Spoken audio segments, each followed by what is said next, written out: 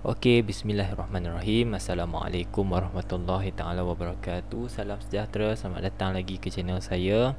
Terima kasih kerana masih lagi menggunakan channel saya untuk salah satu alternatif pembelajaran. Terima kasih juga yang share dan juga komen ya. So, saya harap semuanya masih lagi sihat, diberikan kesihatan dan juga motivasi yang tinggi untuk terus belajar, insyaAllah.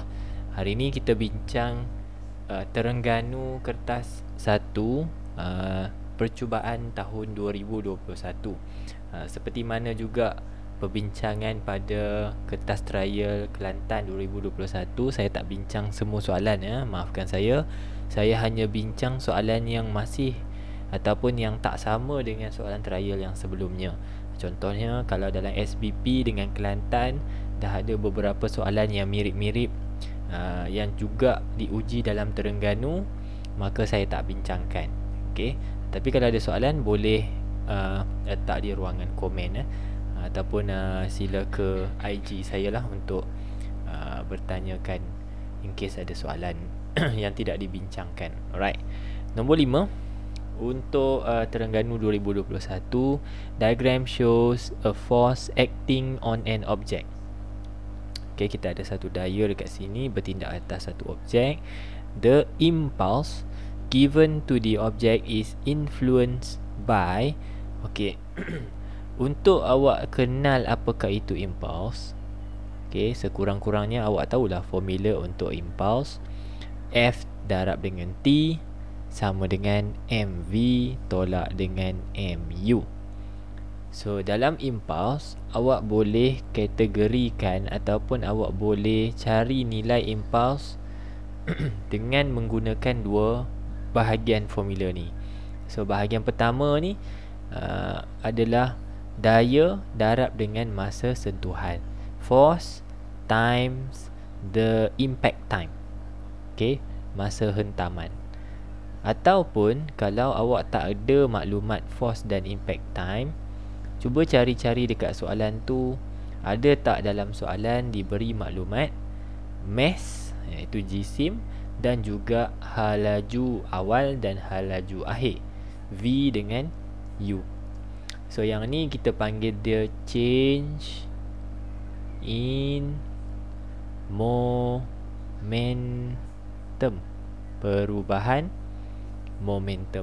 So sama ada awak guna formula nombor 1 atau formula nombor 2, dua-duanya boleh bagi awak maklumat ataupun jawapan kepada impulse. Okey, nombor 5 jawapannya seperti mana formula yang telah tertulis, force and time impact. Force daya F, masa hentaman time impact T. Okey. Next, nombor 7. Which of the following graph shows the change in acceleration due to the Earth gravity G with the distance from the center of the Earth R, where G is the gravitational acceleration at the Earth surface. Okay. G seperti mana dalam video-video yang sebelum ni, kita kenal atau identify G sebagai satu nilai constant 9.81 ms negatif 2, nilai pecutan graviti untuk bumi, gravitational acceleration untuk bumi. Nilai G ni berubah mengikut jarak objek kepada pusat bumi. Okay, ini saya terangkan sudah dalam video yang lepas, tapi bolehlah kita nak cerita sikit lagi ringkas ya. Katalah ni pusat bumi. Okay, objek berada pada kedudukan ini. Let's say dekat sini, on the surface. So if the object is on the surface of the earth, nilai G adalah bernilai 9.81. Dan nilai itu adalah nilai maksimum, nilai paling tinggi, G paling tinggi. Nilai G akan berubah mengikut jarak R. atau kedudukannya daripada pusat bumi. Contohnya, kalaulah ketinggiannya adalah let's say yang ni R, jejari bumi, objek berada pada satu ketinggian R kecil pula. Katalah objek tersebut ataupun awak berada pada satelit, berada di atas satelit, maka nilai G akan berubah. Okey, bukan lagi 9.81 tetapi kurang dari 9.81. Kurang. Okey, kurang daripada 9.81. Begitu juga kalau awak berada di mendekati pusat bumi. Maksudnya awak ada kat sini. Contohlah, awak berjaya korek lubang, awak mendekati pusat bumi. So nilai G juga akan berubah. Ingat ya, bukan jadi lebih besar tetapi juga lebih kecil daripada 9.81. So secara ringkasnya, nilai G 9.81. Kalau menjauhi bumi atau mendekati pusat bumi, nilai akan jadi kurang daripada 9.81. Okey. So itu jawapannya. 7. Jawapannya adalah B. Okey, kenapa B? Tengok, nilai graviti G adalah sama dengan G 9.81 jika awak berada pada permukaan bumi. Ni pada permukaan bumi. Okey, 9.81. Apabila anda mendekati pusat bumi, nampak daripada sini ke kosong, maksud R dia tu makin lama makin dekat, makin lama makin dekat, maka nilai G akan kurang dari 9.81. Sama juga kalau anda menjauhi di luar bumi, nilai G juga akan berkurang daripada 9.81. Itulah maksud saya pada penerangan dekat sini. Okey, secara simple dia ingat macam ni. Kalau awak duduk di atas permukaan bumi, nilai G 9.81. Masuk ke dalam bumi, mendekati pusat bumi atau menjauhi pusat bumi, maka nilai G adalah kurang daripada 9.81. Okay, the top will be 9.81, not going to be more than that value. Okay, 8. Satelit M adalah 4 kali lebih jauh. Okey, ingat perkataan dia, jauh, daripada planet berbanding satelit N. So ada 2 satelit kan, M dengan N. Okey. Apabila satelit M mengambil masa 20 minggu untuk mengorbit planet tersebut, berapa lamakah masa untuk satelit N mengorbit planet itu? Bila baca soalan ni kan, awak kena tahu macam ni. At least awak boleh I would say imagine ataupun sketch apa yang berlaku dalam soalan lah. Let's say awak ada ni planet dia lah. Tak tahu planet apa, tapi kita namakan planet dia planet je lah. So dekat planet tu ada 2 satelit. Macam tu. 2 satelit. Satelit pertama adalah satelit N. Satelit kedua adalah satelit M. Allah tu, satelit M. Okey. Like so, macam ni ya, lebih kurang macam ni lah. Okey. So apa persamaan antara kedua-dua planet ni? Jawapannya adalah mereka kedua-duanya mengorbit planet yang sama. Mengorbit planet yang sama. Walaupun jarak dia jauh, tempoh masa untuk buat satu orbit lengkap tu juga tak sama, tapi yang sama adalah both orbiting the same object. Okey, mengorbit jasad yang sama. Maka yang ini telah diformulakan oleh Kepler dalam Kepler's third law. Okey, dalam hukum Kepler ke 13. Dalam hukum Kepler ketiga, Kepler bagi tahu bahawa the square of orbital period directly proportional to the cube of orbital radius. Yang ni, tolong ingat yang ini. And then he later on formularized T square divided by R cube equals to another T square divided by another R cube, where both left and right hand side refers to the two object orbiting the same big object. Okay, maksud saya sebelah kiri adalah objek pertama. Kalau sekarang ni dalam kes ni kita letak M lah kat sini. Objek pertama dia M. Objek kedua dia N macam tu. N ya. Okey. Jadi kita equalkan kedua-dua belah. Okey, ini adalah formula untuk Kepler's third law. Kepler's third law. Alright, kita tengok kita nak cari apa? Berapa lamakah? Maksudnya kita nak cari tempoh T untuk satelit N. Maka kita nak cari this one, Tn ni. Tn. Okey. Masuk nilai. Tm bermaksud tempoh. T tu adalah tempoh period. T adalah tempoh. So tempoh untuk planet M orbit. Satelit M orbit planet tersebut berapa? Satelit M adalah 4 kali lebih jauh. Okey, ni jauh. Apabila satelit M mengambil masa 20 minggu. Okey, kita pakai unit minggu sebab semua pilihan jawapan dalam minggu dah. Tak perlu tukar lah. Okey, 20 kuasa 2 bahagi R kuasa 3 adalah jarak daripada planet kepada satelit. This is R. Nilai R.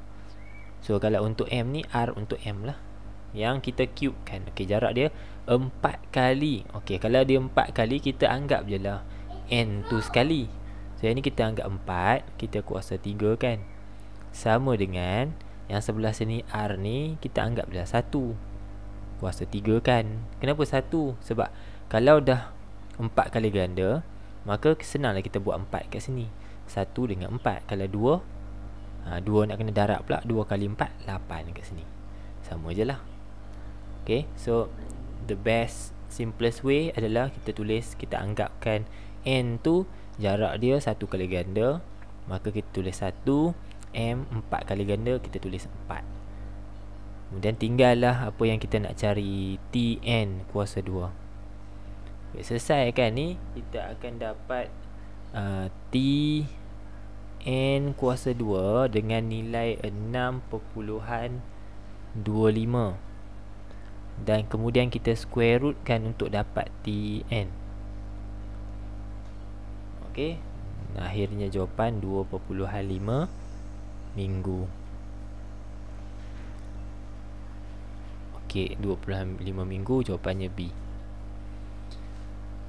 Okey, selesai. Nombor 8. Terus ke nombor 9 berkenaan dengan halaju lepas ataupun escape velocity. The velocity of the earth apa maksud dia ke sini?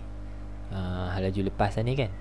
The escape velocity for earth is 11.2 km per second. Other planet have mass 500 times the mass of the earth and radius 20 times of the radius of the earth. What is the velocity away from the planet? Okay, halaju lepas ni apa? Kalau kita ada suatu planet, katalah bumi planet tu. Okay, dan setiap satu jisim yang besar seperti bumi akan ada suatu daya tarikan graviti. Daya tarikan graviti itu bertanggungjawab untuk menghalang daripada objek terlepas ke angkasa lepas. So kalau awak nak lepas dari daya tarikan graviti bumi ataupun dengan cara menaiki roket terlepas ke angkasa lepas, you must have certain velocity or minimum velocity. Sekurang-kurangnya roket awak itu perlu bergerak dengan laju 11.2 km per saat. Apa maksud 11.2 km per saat? Boleh bayang tak berapa jauh 11 km? Cuba imagine. Ataupun kalau awak rajin jogging ke, awak boleh bayang 5 kilo atau 10 kilo. Okay, 10 kilo lah, katalah 10 kilo kan. Kalau duduk MRSM ni biasanya pekan terdekat dia 10 km. Okay, bayangkan jarak tu, roket awak kena bergerak sekurang-kurangnya dalam masa 1 saat. Sini kalau MRSM Lenggong ni lah, dari MRSM Lenggong sampai ke Pekan Lenggong sana 1 second. Awak petik jari, 1 second dah sampai. That is how fast. Okay, roughly 11.2 km per second. That fast. Okay, minimum. Nilai minimum supaya boleh escape, terlepas. Escape gimana? To the outer space, lepas ke angkasa lepas. Lajulah, sangat laju. Itu berkenaan dengan laju lepas atau escape velocity. Now kita macam mana nak selesaikan soalan ni? Velocity ataupun escape velocity, okay, formulanya adalah V sama dengan a square root of 2gm divide by r. Ini formula asalnya. Okay, jadinya kalau kita ada satu nilai mass dan juga radius of Earth, dan soalan bagi berapa kali ganda tu, kita cuma darabkan saja 2, kemudian darab dengan G, gravitational constant, berapa nilai dia? 6.67 darab 10 kuasa negatif 11. Okay. Kemudian mass. Mass untuk planet yang kita sedang kira ni adalah 500 kali jisim bumi. Lepas tu kita letaklah jisim bumi berapa. Sepatutnya boleh dapatlah maklumat-maklumat daripada soalan ni ya, jisim bumi dan sebagainya. So jisim bumi 5.97 darab 10 kuasa 24. Tu jisim bumi bahagi dengan R. R adalah jisim jejari bumi, tetapi dia bagi tahu planet ini adalah mempunyai 20 kali ganda jejari bumi. So 20 darab jejari bumi lah, 6.39 darab 10 kuasa 6. Bila banyak-banyak macam ni, pastikan awak berhati-hati dengan operasi yang berlaku di dalam equation ni. Selesaikan dulu satu persatu, perlahan-perlahan. Lepas tu barulah square root everything. Dapat jawapan yang bukan dalam pecahan, dah selesai semua ni, baru square root semua. Kemudian sentiasalah ulang mengira. Kadang-kadang awak key in silap, operasinya silap. Kadang-kadang darab terjadi tambah ke, double check. Okay, awak akan dapat daripada kalkulator awak tu 55,819, which is also equals to the pilihan jawapan C 55.9 km per saat. Okay, so apa hubungan dia kat sini? Cuba awak tengok. Okay, kita kalau boleh ulang kaji, kita bukan sekadar nak dapatkan jawapan saja.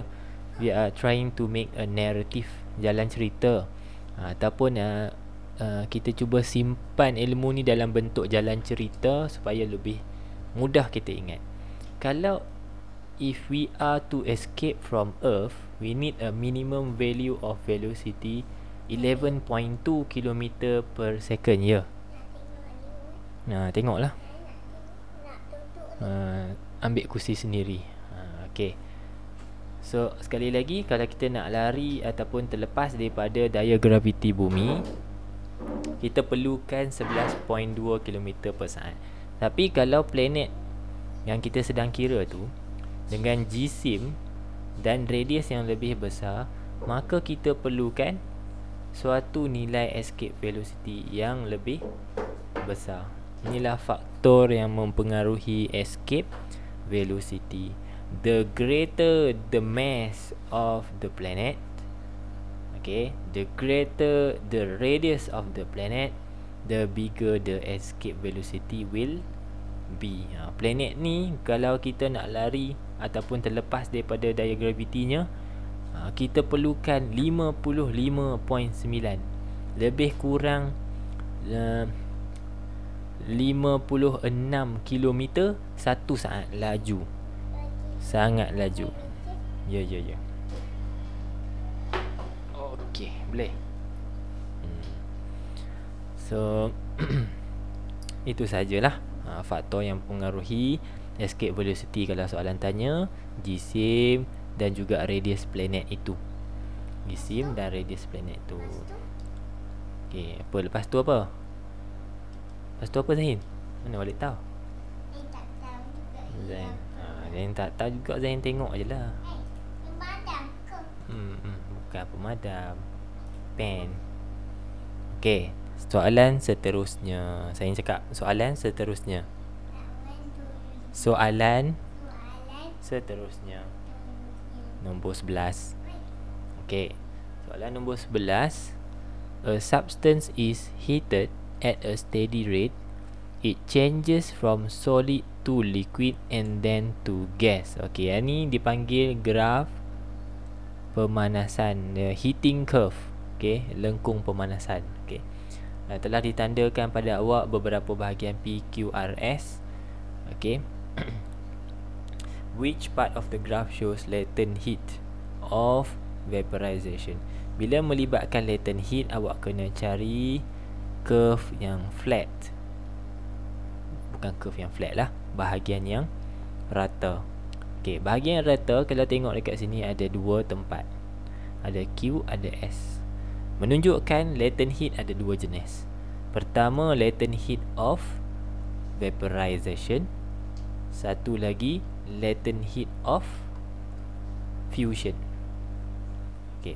So untuk vaporization, nama pun vaporization, ia adalah suatu haba, okay, yang tidak menunjukkan sebarang peningkatan suhu. Sebab tu dipanggil latent, tak nampak, hidden. Okay, yang berlaku semasa proses ataupun perubahan fasa, states of matter, okay, from liquid to gas ataupun from gas back to liquid. So curve mana yang terlibat adalah kawasan S. Macam mana tahu? So dah mention dekat sini, it is from solid turns to liquid and then finally to gas. Bermaksud dekat sini solid, dekat Q solid plus liquid, dekat R liquid, dekat S liquid plus gas, dekat sini akhirnya semua menjadi gas. Gas. Okey. So nombor 11 jawapannya D. Yes. 12. Diagram shows air trapped in an empty container floating in the sea at noon. During night time, the volume of trapped air reduce. Okey, ni volume dia. Udara ada dalam tu. Okey, udara ada dalam tu. Dia bagi tahu bila waktu malam, tak ada. Bila waktu malam, volumenya akan berkurang. Bila siang dan malam dimainkan dalam soalan ini ataupun dinyatakan dalam soalan ni, ianya berkaitan dengan temperature. Now it is mentioned here also about volume here. About volume. So terang kat sini kita sedang mengaitkan hubungan antara volume dengan temperature. Apa hubungan volume dengan temperature? Semakin tinggi suhu satu gas, jangan tekan apa-apa Zahin. Sagi boleh tak bagi duduk sini. Jangan tekan apa-apa. Okey, semakin tinggi suhu sesuatu gas, semakin tinggi juga volume of gas itu. Okey, ini hubungannya. Dan hubungan ni dinyatakan dalam hukum dipanggil sebagai hukum Charles. Hukum Charles ni hubungan dia antara V dengan T lah. Formula dia V1 bahagi T1 sama dengan V2 bahagi T2. Ingat je, T1 dengan T2 pastikan tukar dalam unit Kelvin, baru boleh selesaikan. In case soalan ni soalan pengiraan lah. Lepas tu Next, 15. Diagram below shows the interference pattern of water wave from two coherent source S1 and S2. Okay, tengok kedua-dua S1 dengan S2, dua-duanya menghasilkan gelombang masing-masing. Tetapi apa yang terlabel sebagai garisan solid di sini merujuk kepada the crest. Ini dipanggil crest ataupun puncak. Okey. Kalau tengok pilihan jawapan, ni lah puncaknya ni. Ni puncak. This is puncak juga. Okey. So dia bagi satu titik X. Titik X ni awak tengok ada tak dia duduk atas satu puncak? Tidak. Sebenarnya titik X kalau mengikut source 1, tengok source 1 ni saya buat garisan di antara dua puncak itu. Pertama, titik X berada pada suatu lembangan macam ni. Throw, lembangan. Okey, macam mana pula dengan S2? S2 pun juga duduk di antara dua crest, iaitu kawasan juga lembangan throw. So it is throw overlap with another throw. Okay, so awak ada jawapan lah kat situ. Now throw, let's say we have here amplitude of negative A plus another negative A, kita akan dapat negative 2A. Apa maksudnya? Jadi makin bawah dengan amplitudenya makin besar. This is constructive interference. Walaupun ke bawah, tapi nilai amplitudenya tetap bertambah. Sebab tu kita panggil dia interference membina, constructive interference. Okay, next. The velocity of light in vacuum is this much. Of course, yang ni adalah laju cahaya C. The refractive index of water is 1.3. This is N untuk water. What is the velocity of light in the water? Okay, nilai N dengan C dihubungkaitkan dalam satu formula. N sama dengan C bahagi dengan V. Okay, V ni apa? V ni adalah speed of light in medium. Apa-apa medium lah. Dalam case ni water lah. Dalam case ni adalah water. Zahin duduk elok, sekali jatuh. Hati-hati. Okay, now awak nak cari what is the velocity of light in the water. Nak cari V lah tu. So kita rearrange the formula. V sama dengan C bahagi N. C 3 darab 10 kuasa 8 bahagi dengan N 1.3.